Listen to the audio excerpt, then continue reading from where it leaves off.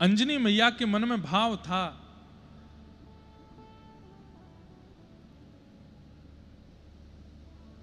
जननी जने तो भक्त जन के दाता के सूर, नहीं तो जननी बांझ रहे काहे गवावे नूर।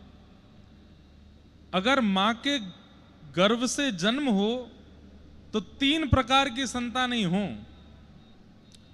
जननी जने तो भक्त जन, या तो भक्त का जन्म हो, के दाता के सूर, क्या बहुत बड़ा दानी कोई बालक जन्म ले, या कोई बहुत बड़ा सूरवीर जो अपने देश के लिए मर मिटे, ऐसा कोई जन्म ले। इन तीनों के अलावा कोई अगर जन्म ले रहा है तो जननी इससे बढ़िया तो जन्म ना ही दे। काहे गवावे नूर, केवल खाने पीने सोने उठने और आनंद करने के लिए संतान का जन्म किस लिए हो। अंजनी मैया के मन में भाव है कि ऐसे बालक का जन्म हो, भले ही शाप के कारण वानर वंश मिला, लेकिन बालक ऐसा हो जिसके कारण हमारा जन्म और यह संपूर्ण वानर वंश प्रसिद्ध हो जाए और सब इस वानर वंश को देख करके प्रणाम करने लगे। यहां महादेव के मन में इच्छा है कि मेरा ही भक्त है रावण, परंतु इस रावण ने ब्राह्मणों का, गौओं का, संतों का इतना अपमान किया है, इसका वध मेरे ही हाथों हो, मैं ही मारूं। तब शिव के ही 11वें रुद्र श्री हनुमान जी महाराज हुए। 11वें रुद्र स्वरूप में श्री हनुमान जी आए। हनुमान जी महाराज के स्वरूप शंकर जी के ही अवतार माने जाते हैं। यहां अंजनी मैया प्रार्थना कर रही हैं शिव जी से कि ऐसी कोई संतान हो। तभी आप बैठी थी एक पर्वत के ऊपर ध्यान लगा करके। यहां केसरी महाराज जो हैं हनुमान जी के पिताजी, इनको भी एक शाप लगा है, क्या कि इनके कभी संतान नहीं होगी। और अंजनी मैया की इच्छा पूरी कैसे हो, बहुत ध्यान से सुनिएगा, बड़ी सुंदर कथा है। केसरी महाराज के यहां संतान नहीं हो सकती, अंजनी मैया की संतान की इच्छा है। जन्म के बाद विवाह के उपरांत अंजनी मैया अभी तक ब्रह्मचारिणी ही हैं, एक पर्वत पर बैठ करके केवल तप कर रही हैं। महादेव की इच्छा है कि मुझे ही जाना है 11वें रुद्र के रूप में, रावण का वध मैं ही करवाऊंगा राम जी से जाकर के, लेकिन शिव प्रकट हो उसके लिए स्थान भी तो, मां भी तो ऐसी चाहिए। तभी संतों ने, ऋषियों ने, देवताओं ने कहा, बोले अंजनी मैया हैं, इनके गर्भ से आपका अंश यदि प्रकट हो जाए तो वो रावण वध कर सकता है।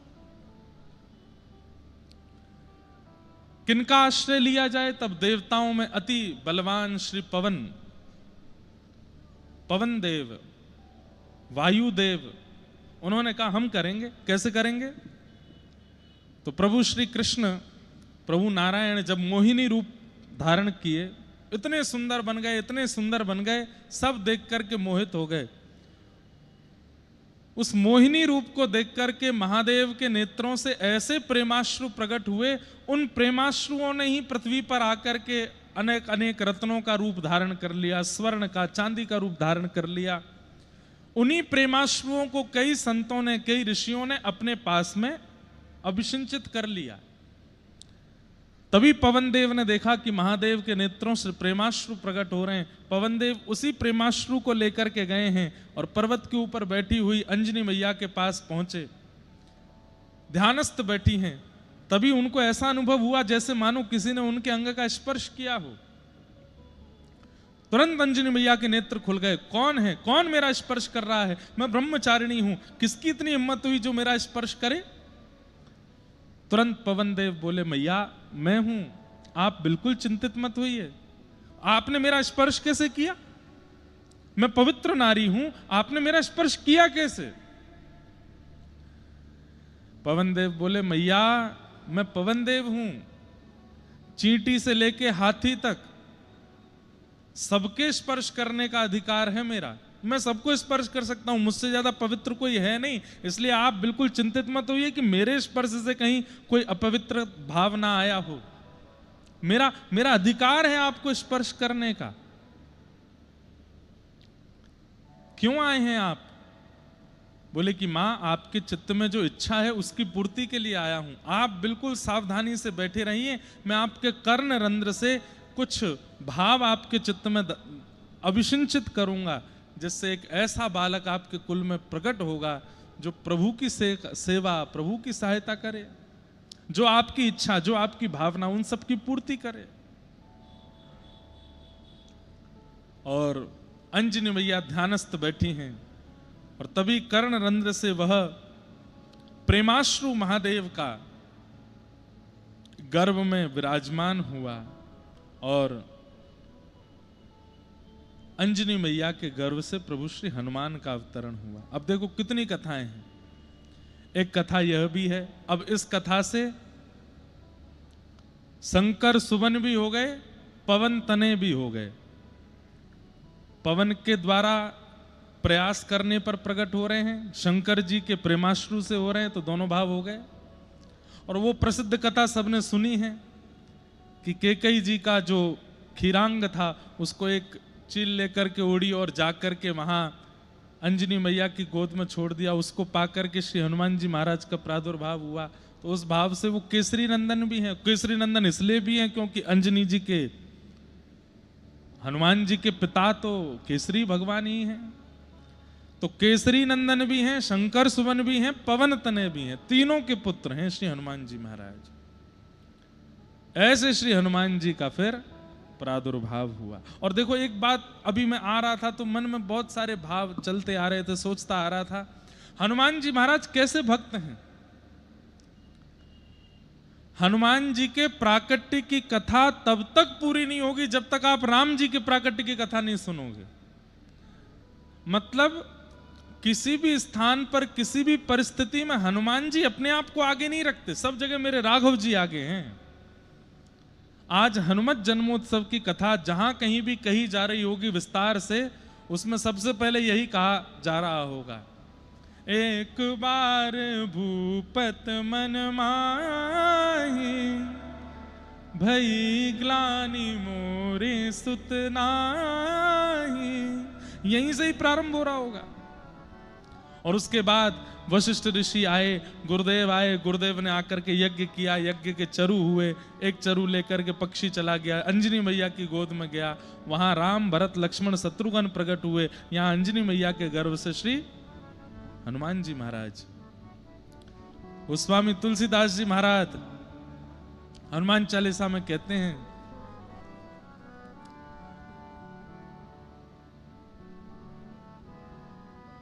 रघुपति कीनी बहुत बड़ाई। आगे क्या है? नहीं, हमको आती नहीं, हनुमान चालीसा में बताओ क्या है। रघुपति कीनी बहुत बड़ाई, भरत सम भाई।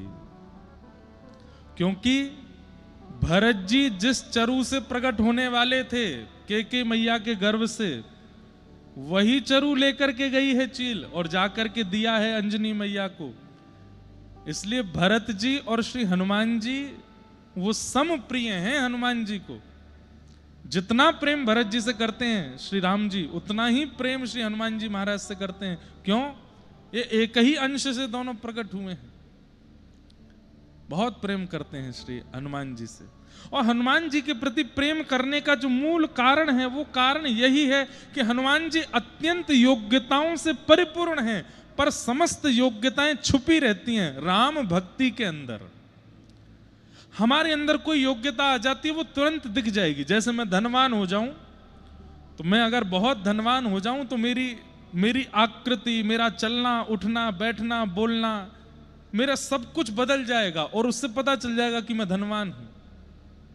मैं ज्ञानवान हो जाऊं, विद्वान हो जाऊं, तो मेरी भाषा, मेरी बोली, मेरे शब्दावली, मेरे कहने का ढंग, उससे पता चल जाएगा कि मैं विद्वान हूं।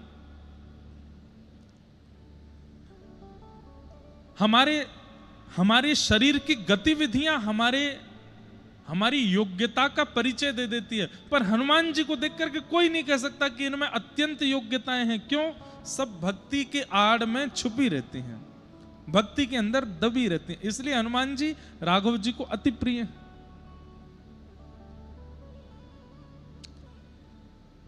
इतना सब कुछ कर दिया हनुमान जी महाराज ने, लेकिन तब भी राघव जी को अति प्रिय हैं श्री हनुमान जी।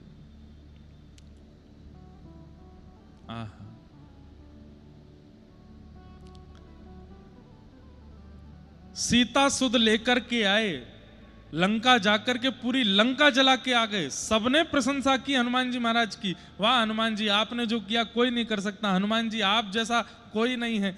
हनुमान जी ने अंत में एक ही उत्तर दिया, बोले तब प्रताप रघुनाथ, ये मेरी सामर्थ्य नहीं है, ये मेरे राम जी का प्रताप है, जिनकी कृपा से मैंने ये सब किया। हम आप सब कैसे हैं? हम में और आप में कैसा स्वरूप है कि हम जो भी कुछ करते हैं सब में अपनी योग्यता का भाव रखते हैं।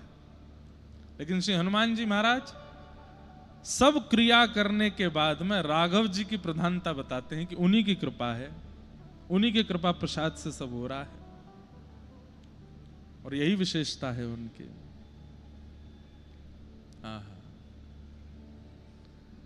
हनुमान जी महाराज प्रथम बार मिले जब राम जी से, राम जी और लक्ष्मण जी दोनों सिया जी की खोज कर रहे हैं,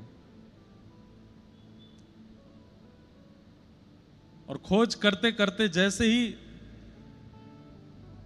ऋषिमुख पर्वत से देखा है कि दो वनवासी चलते हुए आ रहे हैं, अत्यंत सुकुमार, अत्यंत कोमल, अत्यंत सुंदर। हनुमान जी महाराज रूप बदल करके पहुंच गए हैं, एक ब्राह्मण का रूप धारण करके गए हैं, और जाकर के श्री राम जी से उनका परिचय पूछ रहे हैं कि आप कौन हो और आप इस प्रकार से यहां वन में विचरण कर रहे हो। आपके चरण देख करके लगता है कि रुई के ऊपर भी चरण रखोगे तो आपको पीड़ा हो जाएगी। इतने निष्ठुर वन में बिना पादुका के आप कैसे घूम रहे हैं? आपका नाम क्या है? आप कौन है? कहां से आए हैं? लक्ष्मण जी ने परिचय देते हुए कहा कि हमारे बड़े भैया राम जी हैं, अयोध्यापति दशरथ जी के पुत्र हैं, राघव जी हैं, हम इनके छोटे भैया लक्ष्मण जी हैं। हमारी भाभी मां सिया जी का किसी ने हरण कर लिया है, उन्हीं को खोजते हुए ढूंढ रहे हैं। जैसे ही सुना ये प्रभु श्री राम हैं, तुरंत हनुमान जी महाराज ने प्रणाम किया, रूप नहीं बदला, ब्राह्मण रूप में ही प्रणाम किया, चरण पकड़ लिए, कहने लगे अरे अरे मैं तो आपका दास हूं, आप तो मेरे स्वामी हैं, आपकी प्रतीक्षा में ही तो मैं बैठा था।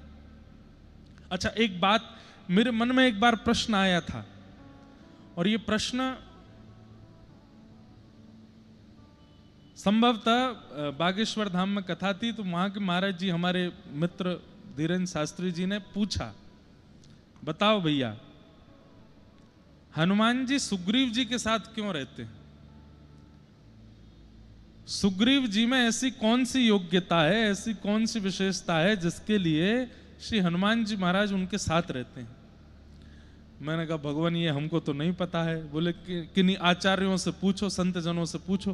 तो संत जनों को उस समय संपर्क किया और संत जनों से पूछा कि महाराज इसका थोड़ा उत्तर दीजिए कि हनुमान जी महाराज सुग्रीव जी के साथ क्यों रहते हैं? क्योंकि सुग्रीव जी के चरित्र में भी और आगे चल करके सुग्रीव जी हैं तो श्रेष्ठ ही, पर कहीं ना कहीं सुग्रीव जी की बातें इतनी योग्यता पूर्ण नहीं लगती कि हनुमान जी उनका साथ दें, हनुमान जी उनके यहाँ उनके मित्रवत रहते हैं। ऐसा क्या है सुग्रीव जी में कि हनुमान जी उनके साथ रहते हैं? तो फिर इसका उत्तर प्राप्त हुआ कि श्री हनुमान जी महाराज जब सूर्य नारायण भगवान को गुरु मान करके उनसे शिक्षा ले रहे थे, तब गुरुदेव ने प्रसन्न होकर, सूर्य नारायण भगवान ने प्रसन्न होकर हनुमान जी से कहा कुछ मांग लो। तब हनुमान जी ने कहा बोले हमको बस एक ही आप वरदान दे दो कि श्री राघव जी की हम सेवा कर सकें और प्रभु श्री राम हमको प्राप्त हो जाएं, बस वो प्राणों से प्यारे हैं, बस वो हमको प्राप्त हो जाएं, कभी हमसे दूर ना हो, ऐसी कृपा कर दो। तब सूर्य नारायण भगवान ने कहा कि हमारे पुत्र बाली सुग्रीव, उनमें से सुग्रीव को तुम सहायक बनो, चरित्र ऐसा बनेगा कि श्री राम जी सुग्रीव के पास आएंगे और वहां जैसे ही राम जी आएंगे तो तुमको राम जी की सहज मिलन हो जाएगा, राम जी की सहज प्राप्ति हो जाएगी। इसलिए तुम सुग्रीव के साथ रहो। इसलिए हनुमान जी सुग्रीव जी के साथ रहते हैं, क्योंकि ये राम जी से मिलवाने वाले हैं। और आज वही हुआ, राघव जी मिल गए, चरणों में प्रणाम किया। प्रणाम करके महाराज दंडवत करने लगे, मेरे प्राणनाथ आ गए, मेरे जीवन नाथ आ गए, मेरे जीवन धन आ गए। लेकिन राम जी ने हनुमान जी को उठाया नहीं। हनुमान जी उठ करके खड़े हुए, प्रेमाश्रु छलक रहे नेत्रों से, पुनः देख करके सर्वांगीण अंग फिर से प्रणाम किया। राम जी ने फिर नहीं उठाया। हनुमान जी के मन में संशय होने लगा कि मेरे राघव जी का ऐसा स्वरूप नहीं है, चरण में प्रणाम करने वाले को तुरंत उठाते हैं, मैं 2 बार से प्रणाम कर रहा हूं, ये उठा क्यों नहीं रहे? तब हनुमान जी को याद आया, बोले ओहो, इनका परिचय मैंने पूछ लिया, अपना परिचय तो दिया नहीं, और परिचय नहीं दिया वो बात अलग है, अभी तक मैंने स्वरूप नहीं बदला, कपट स्वरूप में हूं, ये मेरा स्वरूप नहीं है, इसलिए राम जी नहीं उठा रहे हैं। तुरंत जैसे ही अनंत बलवंत हनुमान जी महाराज अपने स्वरूप में आए, और स्वरूप में आके जैसे ही प्रणाम कर ही नहीं पाए, आधे में ही राम जी ने पकड़ लिया और लेकर के हृदय से लगाया। हनुमान जी महाराज ने शिक्षा दे दी हम सबको, जैसे हो वैसे ही प्रणाम करियो, तभी राम जी देखेंगे। कहीं रूप बदल करके, भाव बदल करके, अपने स्वरूप की स्थिति बदल करके राघव जी के चरणों में प्रणाम किया तो वो स्वीकार नहीं करेंगे। हम भागवत की कथा में भी यही बात बताते हैं कि पूतना को ठाकुर जी ने क्यों नहीं देखा, रूप बदल करके आई है। यहां हनुमान जी महाराज प्रणाम कर रहे हैं, जो अत्यंत प्रिय हैं राघव जी को, उनको भी नहीं उठा रहे हैं। क्यों? रूप बदल करके आए। रूप मत बदलो, जैसे हो वैसे रहो। उस स्थिति, उस अवस्था में ठाकुर जी के सन्मुख जाओ। हनुमान जी महाराज ने प्रणाम किया, और प्रणाम करके श्री राघव जी ने उनको स्वीकार किया।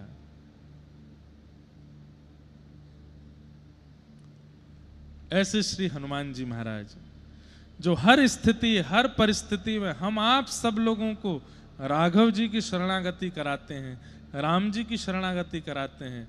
ऐसे अनंत बलवंत श्री हनुमान जी महाराज को जय जय जय हनुमान गुसाई, जय जय जय हनुमान गुसाई, जय जय जय हनुमान गुसाई,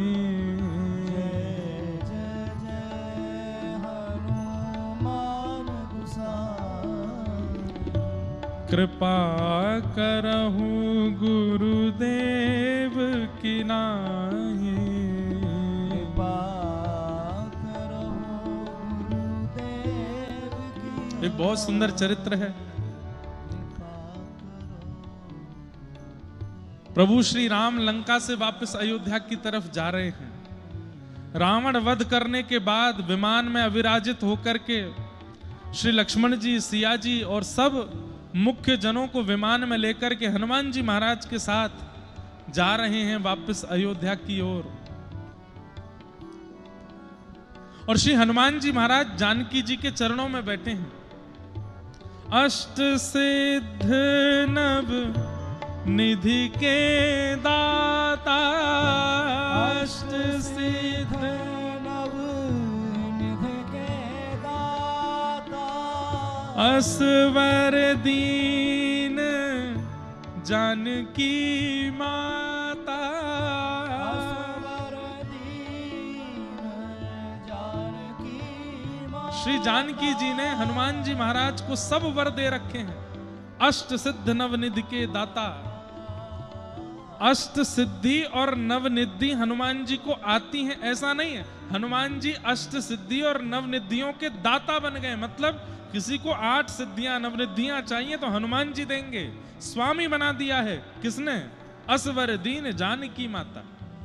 तो लंका से वापस अयोध्या जा रहे हैं, विमान में बैठे हैं, प्रभु श्री राम बगल में बैठे हैं, लखन लाल जी खड़े हैं, सब मुख्य मुख्य जन विमान में बैठे हैं और श्री हनुमान जी महाराज बिल्कुल चरणों में बैठे हैं और चरणों में बैठ कर के लंका से लेकर के और जहां रावण ने हरण किया है वहां तक श्री हनुमान जी महाराज सब बताते जा रहे हैं। मैया देखो, यहां हमने ऐसा किया था, यहां से हमने सेतु बनाया था, यहां प्रभु श्री राम ने बैठ कर के सब वानरों को उपदेश दिया था, यहां पर सुग्रीव के साथ प्रथम मिलन हुआ था, यहां इस स्थान पर मैं मिलने गया था, प्रभु श्री राम से पहली बार मैं यहां मिला था। सब स्थान दिखाते हुए, दर्शन कराते हुए जा रहे हैं। विमान चलता जा रहा है। थोड़ी देर बाद देखते हैं श्री हनुमान जी महाराज के नेत्र प्रेमाश्रु से भर गए, रोने लगे हनुमान जी। जानकी जी ने हाथ फेर करके, क्या क्या हुआ, आप रो क्यों रहे हो हनुमान जी, क्या बात है? हनुमान जी महाराज बोले, मैया अब जो नीचे नगरी है ना, ये मेरी जन्मस्थली है, यहीं मेरा जन्म हुआ और यहां से निकलते समय मुझे मेरी मैया की याद आ रही है। अंजनी मैया बैठी होंगी, प्रतीक्षा कर रही हैं, बहुत दिन हो गए अपनी मैया से मिला नहीं होना, इसलिए मैया की याद आ रही है। जानकी जी ने राघव जी को देखा, बोले कुछ कृपा कीजिए ना, थोड़ी देर के लिए चलते हैं, हनुमान जी की जन्मस्थली का दर्शन अंजनी मैया से इनको मिलवा देंगे, फिर अयोध्या चलते हैं। राघव जी बोले, विलंब तो बहुत हो रहा है, लेकिन हम भी हनुमान जी के ये विरह भाव को देख नहीं पा रहे हैं। और तुरंत ठाकुर जी ने आज्ञा की, विमान यहीं उतारा जाए, हम हनुमान जी की जन्मस्थली दर्शन करेंगे, अंजनी मैया से मिल करके चलेंगे। हनुमान जी महाराज बड़े प्रसन्न हो गए, प्रभु आप मेरी जन्मस्थली चलेंगे, मेरी मैया से मिलेंगे? बोले हाँ चलो, जल्दी चलो। तुरंत विमान उतरा है। अब हनुमान जी की जन्मस्थली कौन सी है, इसके ऊपर भी बड़े प्रमाण दिए जाते हैं, परंतु मुख्य रूप से ऐसा कहा जाता है कि नासिक में नासिक से त्र्यंबकेश्वर जाते हैं, वहां मार्ग में श्री हनुमान जी महाराज का जन्म स्थान मिलता है, ऐसा भाव रखते हैं। आहा, हनुमान जी आ गए। हमारे श्री हनुमानगढ़ी के पूज्य महंत जी श्री बजरंग दास जी महाराज हम सबके मध्य पधारे हैं। बोलो अनंत बलवंत श्री हनुमान जी महाराज की। हमारे परम पूजनीय श्री राजू दास जी महाराज, जिनके पावन सानिध्य में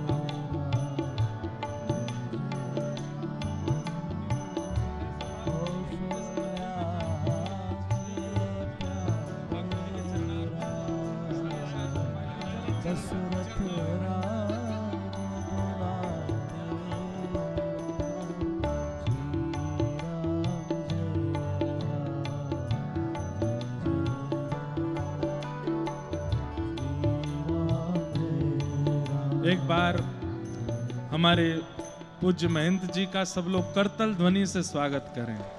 अनंत बलवंत श्री हनुमान जी महाराज की।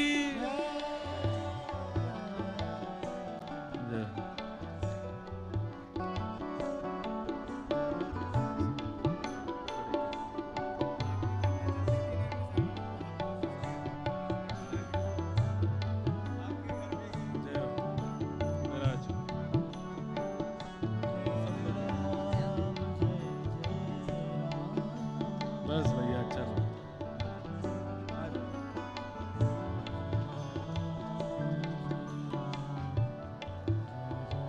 इससे बढ़िया संयोग क्या होगा?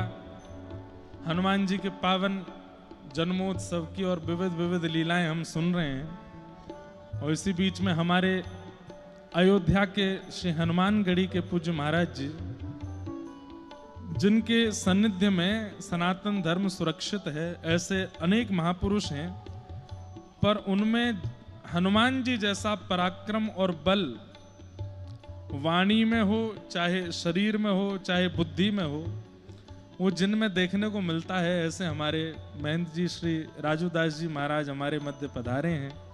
आपको बारंबार प्रणाम करते हैं, बारंबार वंदन करते हैं। और भैया देखो, घर के किसी व्यक्ति के जन्मोत्सव पर घर के मुखिया को तो विशेष बधाई देनी चाहिए और मांगनी भी चाहिए। हनुमान जी के जन्मोत्सव की पहले तो महाराज जी को खूब बधाई हो। ऐसी रूखी सूखी बधाई बोली हो आप लोग तो नहीं, जोरते बोलो। हमारे व्रज में कथा होती तो ऐसी जोर की बधाई बोलते कि महाराज जी ऐसे बैठ जाते। इतनी जोर की बधाई, जोर से बोलो बधाई हो। अब बोलो बधाई दो। महाराज जी, आज श्री हनुमान जी को जन्मोत्सव है, अब बधाई चाहिए हम सबन को। और बधाई में केवल एक ही भाव चाहिए कि श्री राघव जी के चरणों में खूब स्नेह बढ़ जाए। ऐसी बधाई हम सबको आप प्रदान कर दो। और साल 2 साल में हमको जो बधाई चाहिए कि हम अयोध्या कथा करने आते रहे, ऐसी बधाई हमको दे दो। एक बार श्री हनुमान जी महाराज तो प्रभु चरित्र सुनवे के रसिया हैं। प्रभु चरित्र सुनवे को रसिया, प्रभु चरित्र सुनवे को रसिया, राम लखन सीता मन बसिया, राम लखन सीता मन बसिया, श्री राम जय राम जय जय राम, श्री राम जय राम जय जय राम, ओ श्री राम जय राम जय जय राम, श्री राम जय राम। तो हम लोग प्रसंग सुन रहे थे। लंका विजय करके प्रभु श्री राम वापस अयोध्या जा रहे हैं और तभी हनुमान जी महाराज नगरियों का दर्शन कराते हुए चले, अचानक से भावुक हो गए, रोने लगे। तो श्री जानकी जी ने पूछा कि हनुमंत लाल आप रो क्यों रहे हैं? बोले मैया ये मेरी जन्मभूमि है, जो नीचे अभी हम जिसके ऊपर से गुजर रहे हैं। मेरी मैया अंजनी मैया बैठी है, वर्षों से मैं मैया से मिला नहीं हूं, इसलिए भाव में भावुक हो गया हूं। तो श्री जानकी जी ने राघव जी को इशारा किया, बोले यहीं विमान उतारो, हनुमान जी की जन्मस्थली का दर्शन भी करेंगे और अंजनी मैया से इनको मिलवा देंगे। हम भी अंजनी मैया के हाथ का कुछ प्रसाद पाके फिर चलेंगे आगे। राम जी ने तुरंत विमान नीचे उतारा। हनुमान जी तो नाचने लगे, आप मेरी जन्मस्थली जाएंगे? तो हमने दर्शन किया। नासिक से त्र्यंबक जब जाते हैं, त्र्यंबकेश्वर, तो मध्य में एक स्थान पड़ता है। कई जगह ऐसी भावना कि वो भी हनुमान जी की जन्मस्थली है और उस स्थान का दर्शन करके आपको लगेगा भी कि हनुमान जी की जन्मस्थली, क्योंकि वहां के पर्वतों की आकृति और वो स्थान का जो भाव है बिल्कुल वैसा ही है। विमान उतार करके जैसे ही प्रभु श्री राम, जानकी जी और सब विशिष्ट जन उतरे हैं विमान से, हनुमान जी महाराज तो नृत्य करते हुए राघव जी को लेकर के चल रहे हैं। ठाकुर जी यहां से बाएं है जाओ, यहां से दाएं है जाओ, बस आगे ही है, पर्वत पर मैया बैठी हैं, अंजनी मैया ध्यानस्थ बैठी हैं। दूर से जैसे ही देखा, आहा, नृत्य कर रहे हैं श्री हनुमान जी। तभी देखते हैं कि ये तो हनुमंत लला हैं। अंजनी मैया तो बड़ी प्रसन्न हो गई, दौड़ने लगी, अरे मेरो लाला आ गयो, मेरो हनुमान आ गयो। लेकिन तभी देखती है ये पीछे कौन आ रहे हैं? ये श्याम वर्ण, गौर वर्ण और बिल्कुल कंचन जैसा वर्ण, ये कौन है? और थोड़ी समीपता से देखा तो क्या पाया कि प्रभु श्री राम, लक्ष्मण जी और श्री जानकी जी, उनको लेकर के हनुमान जी नृत्य करते हुए आ रहे हैं। अंजनी मैया तो अपने भाग्य मनाने लगी, धन्य है जो इच्छा रखी थी कि इस बानर वंश में ऐसा बालक हो कि बानरों को देख करके लोग हाथ जोड़ने लग जाया करें, वो आज सफल हुआ। ऐसी संतान दुनिया के हर माँ को मिले जो राम जी को लेकर के घर आ रहे हैं, ऐसे नृत्य करते हुए आ रहे हैं। अंजनी मैया ने खूब प्रेम से स्वागत किया, जानकी जी ने जाकर के हृदय से लगाया, राघव जी ने जाकर के प्रणाम किया, अंजनी मैया ने सबको प्रणाम किया।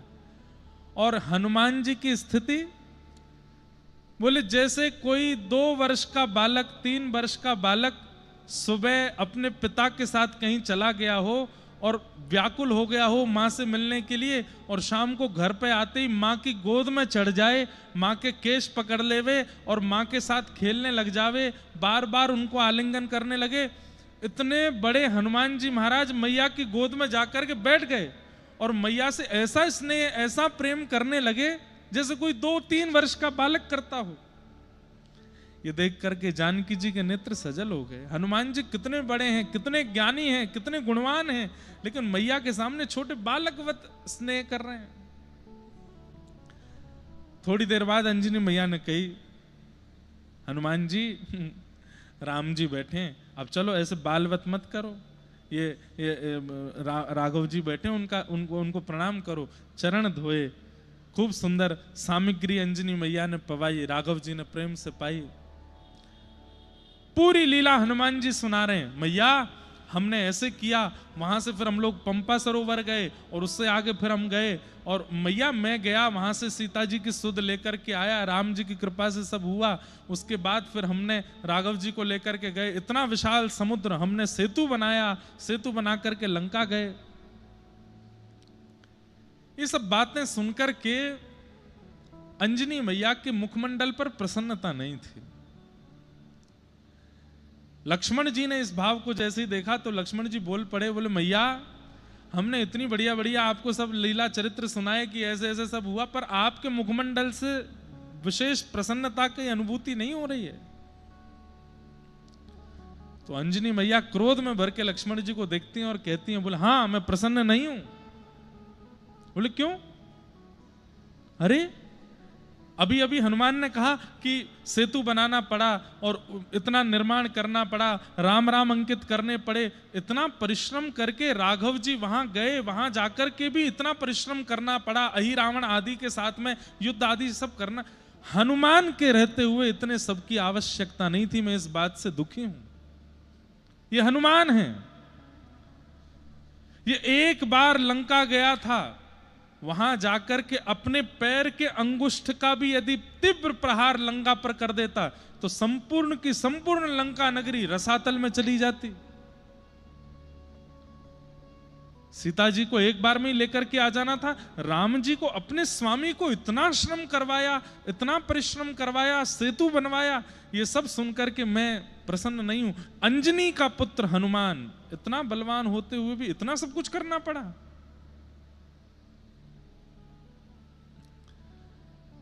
लक्ष्मण जी महाराज आसपास कुछ और बानर भी खड़े थे, उनकी ओर देख करके ऐसा भाव करने लगे, कोई अपने पुत्र की इतनी प्रशंसा करता है क्या?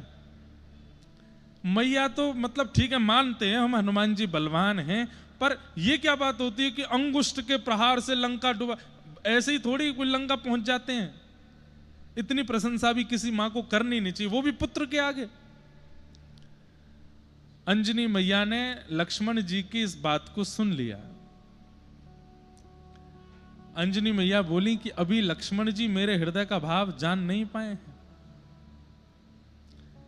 तभी हनुमान जी की ओर अंजनी मैया ने देखा तो हनुमान जी के प्रति जैसे ही वात्सल्य प्रकट हुआ, मैया के पयोधर से दुग्ध प्रकट हुआ, और उस दुग्ध की एक बिंदु जिस पर्वत पर खड़े थे उस पर्वत पर जैसे ही जाकर के गिरी, पर्वत बीच से विदीर्ण हो गया, ज्वालामुखी प्रकट होने लगी, धूं धूं करके धुआं उठने लगा। राम जी, सीता जी सब लोग आश्चर्यचकित हुए, मैया ये क्या हुआ? मैया ने लक्ष्मण जी को बोला, लक्ष्मण जी, लखन भैया सुनो। बोले क्या? ये अंजनी के पयोधर के दुग्ध की एक बिंदु है जो पर्वत को विदीर्ण कर देती है। पृथ्वी में भी सामर्थ्य नहीं है कि वो अंजनी के दुग्ध की बिंदु को संभाल सके। उस दुग्ध में पला है हनुमान, उस दुग्ध को पी करके पोषित हुआ है हनुमान, वो सामान्य नहीं है। और ये बात मैं जानती हूं, ये बात मैं मानती भी हूं। मैं हनुमान की बल की प्रशंसा नहीं कर रही हूं, बल्कि मैं ये कह रही हूं कि ऐसा होते हुए भी राम जी को इतना परिश्रम क्यों करना पड़ा? इसकी आवश्यकता नहीं थी। हनुमान चाहता तो अपने एक पैर के पाद प्रहार से पूरी लंका को रसातल में पहुंचा देता। ये मेरे दुग्ध की ताकत है हनुमान के अंदर। लेकिन फिर भी ये सब करना पड़ा, सेतु बनाना पड़ा, राघव जी को इतना श्रम करना पड़ा, इससे मैं दुखी हुई हूं। ये इसकी आवश्यकता नहीं थी। तब राघव जी ने अंजनी मैया को शांत किया, बोले मैया आप इतनी दुखी मत हो, हमारी आज्ञा नहीं थी। और श्री हनुमान जी महाराज हमारी आज्ञा के बिना कुछ करते नहीं है। हम में और हनुमान जी में अगर हम अपने आप को भक्त मानते हैं तो अंतर क्या है? हनुमान जी महाराज सर्वगुण संपन्न होते हुए भी अपने गुण का प्रदर्शन तब तक नहीं करते जब तक नाथ की आज्ञा नहीं होगी। और हम आप सब लोग गुण आते ही उसका इतना प्रदर्शन करने लगते हैं, जहां आवश्यकता नहीं होती वहां भी करने लगते हैं, वहां पर भी उसका प्रदर्शन, उसके प्रभाव का वर्णन करने लगते हैं। इसलिए राघव जी को हनुमान जी बहुत प्रिय, हम इतने प्रिय नहीं हैं। सर्वगुण संपन्न होते हुए भी। अब बताइए, इतने दिन लक्ष्मण जी साथ रहे, लेकिन लक्ष्मण जी को पता है कि हनुमान जी बलवान है, पर इतने बलवान है ये आज पता चला। क्यों? अपने बल को प्रकट नहीं होने दिया, अपने बल का प्रदर्शन नहीं किया, अपने ज्ञान का प्रदर्शन नहीं, अपने धन का प्रदर्शन नहीं, अपनी भक्ति का प्रदर्शन आज की तारीख में बहुत ज्यादा होने लगा है। और आज की तारीख में सबसे ज्यादा प्रदर्शन भक्ति का होने लगा है। पहले के लोग अपने घर के उत्सव का, पार्टी का, आदि आदि चीजों का प्रदर्शन करते थे। अब प्रदर्शन भक्ति का करते हैं। हम तिलक लगाते हैं, प्रदर्शन। हम अयोध्या जाते हैं, उसका भी प्रदर्शन। हम वृंदावन जाते हैं, उसका भी प्रदर्शन। और प्रदर्शन से क्या होता है? दर्शन में, साक्षात दर्शन में बाधा आ जाती है। भक्ति का प्रदर्शन नहीं, अपने भाव का प्रदर्शन नहीं। कई लोग मिलते हैं, महाराज जी बैठे, महाराज जी को भी मिलते होंगे, मिल करके सबसे पहले अपने गुण बताएंगे। महाराज जी हम सुबह 4 बजे उठ जाते हैं, रोज 4 बजे उठ करके 3 घंटा ठाकुर जी की पूजा करते हैं, चाहे आंधी आ जाए, तूफान आ जाए, ये हो जाए, वो हो जाए, पास के शंकर जी पर जल चढ़ाने जाते हैं। ये जैसे ही आप अपने गुण का प्रदर्शन करते हो ना, गुण उसी समय क्षीण हो जाता है। मत बताइए उसको। एक बड़ा स्वाभाविक बात है कि कोई व्यक्ति गुणवान होते हुए भी अपने गुण को छुपाता है।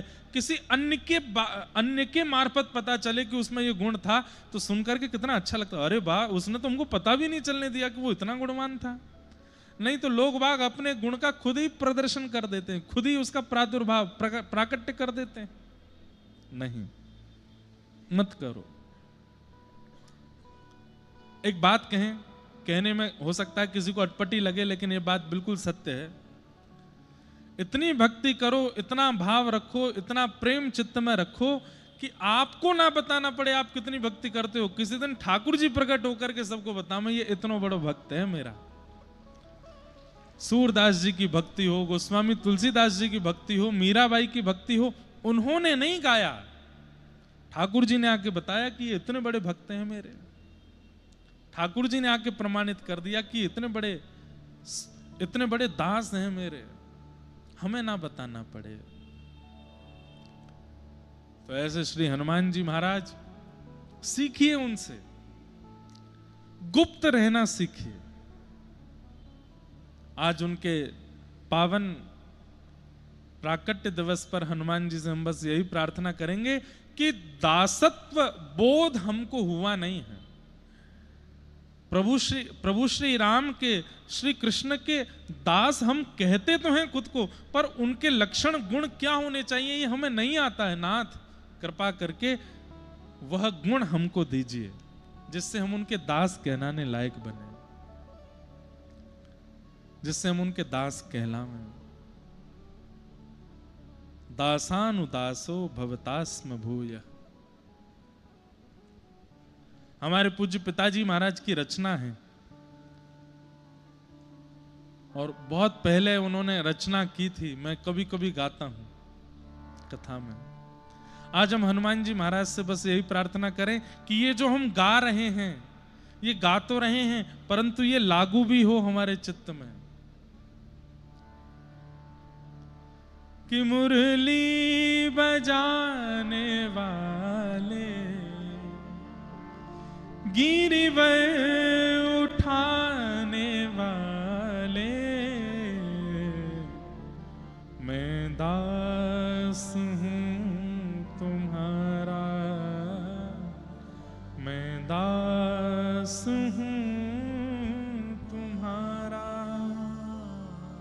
हे मुरली बजाने वाले, गिरिवर उठाने वाले,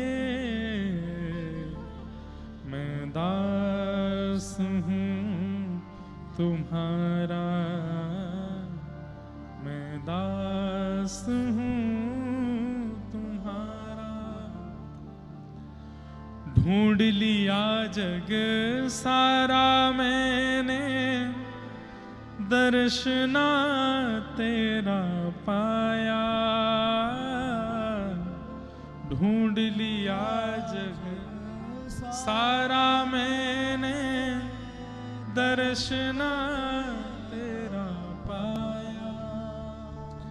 जब मन को एकाग्र किया तो तू दिल बीच समाया।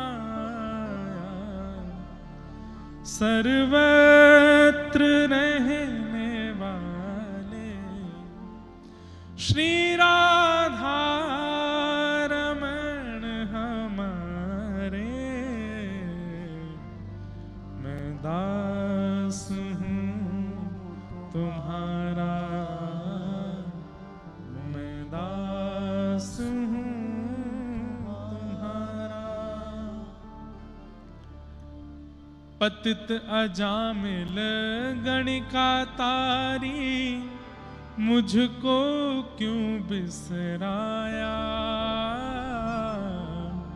पतित अजामिल गणिका तारी, मुझको क्यों बिसराया। आपने इतनों पर कृपा की है नाथ, अजामिल जैसे महापापी पर कृपा की, जो संतों को ही इतना कष्ट देता है, ऐसे अजामिल पर आपने कृपा की। उस गणिका को आपने तार दिया जो केवल केवल अपने देह सुख देने के लिए ही अपना जीवन यापन कर रही थी। हे नाथ, मैं भी पतित हूं, मुझ पर कृपा कब करोगे। पतित अजामिल गणिका तारी, मुझको क्यों बिसराया। पतित अजामिल गणिका तारी, मुझको क्यों बिसराया। कृष्ण चंद्र सुन बिनती हमारी, मैं द्वार तुम्हारे आया। हृदय में रहने वाले श्री राधा रमण हमारे, मैं दास हूँ तुम्हारा, मैं दास हूँ तुम्हारा, मैं दास हूँ तुम्हारा, मैं दास। अच्छा, एक बात और, ये दास शब्द बोलना बहुत आसान है पर बनना उतना ही कठिन है। सिर बल जाऊं उचित यस मोरा, सिर बल जाऊं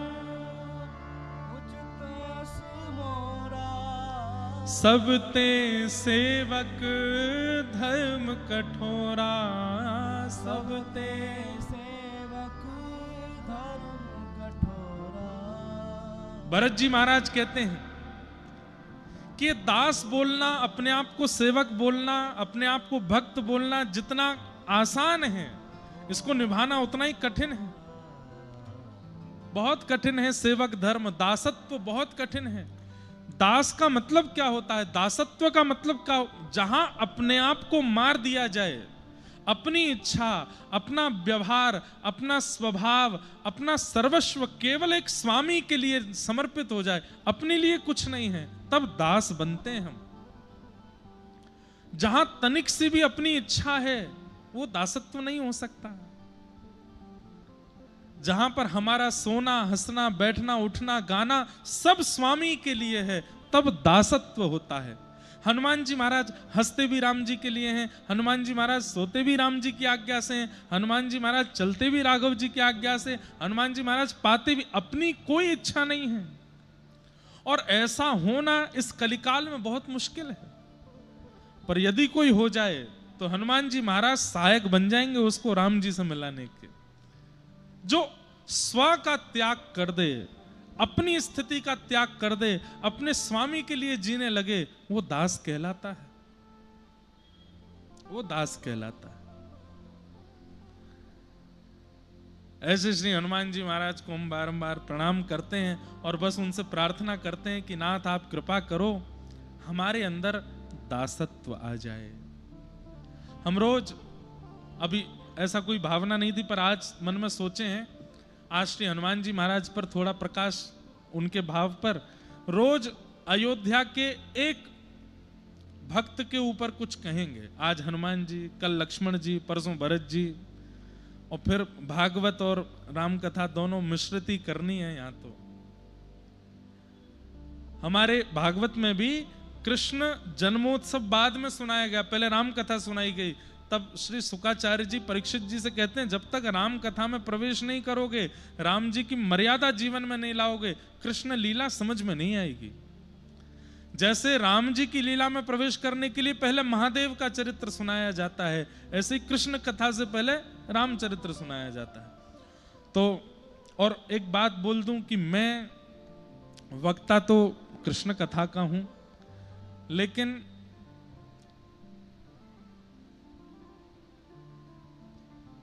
मुझे बहुत चाव रहता है राम जी की लीला सुनाने का, राघव जी के चरित्र सुनाने का।